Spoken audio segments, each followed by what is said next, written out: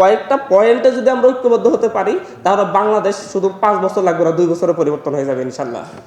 দেখেন বাংলাদেশের পানি, ভূগর্ভস্থ পানি এবং ভূপরিস্থ পানি দুইটারই সংকট রয়েছে।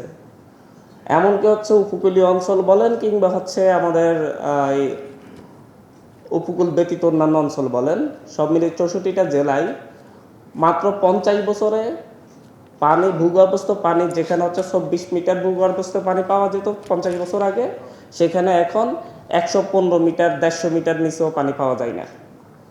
এবং এই সংকটটা তৈরি হয়েছে শুধুমাত্র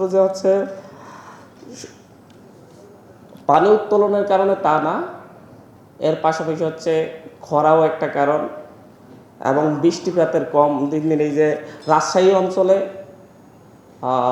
প্রতি বছর 0.5 মিলিমিটার কম বৃষ্টিপাত হচ্ছে।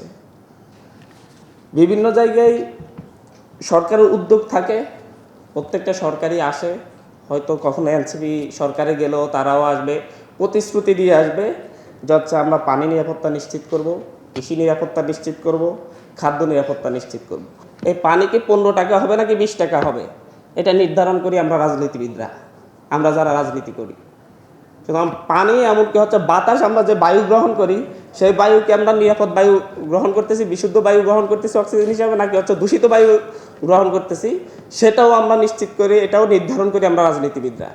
সুতরাং এই বাংলাদেশে আমাদের মতো যারা রাজনীতিবিদরা আছে, আমরা যারা এখন রাজনীতি করতেছি এবং যারা আগ থেকে রাজনীতি করছে, এরা সবাই যতদিন পর্যন্ত একটা ঐক্যমত আসবে, একটা নির্দিষ্ট সীমারেখায় না আসবে যে আমরা এই জায়গায় বিরোধিতা করবো, এই জায়গায় সবসময় ঐক্যমত থাকবো, ভূমিদস্যুদের বিরুদ্ধে ঐক্যমত থাকবো, জলদস্যুদের বিরুদ্ধে ঐক্যমত থাকবো, যারা গাছ কাটে তাদের বিরুদ্ধে ঐক্যবদ্ধ থাকবো। এই যে কয়েকটা পয়েন্টে যদি আমরা ঐক্যবদ্ধ হতে পারি তাহলে বাংলাদেশ শুধু 5 বছর লাগবে না, 2 বছরে পরিবর্তন হয়ে যাবে ইনশাল্লাহ। কিন্তু বিভাজন আমাদের মধ্যে, সমস্যাটা আমাদের মধ্যে, আমরা যারা পলিটিক্স করি আমাদের মধ্যে। আমরা যদি ঠিক হই তাহলে পুরো বাংলাদেশ ঠিক হয়ে যাবে।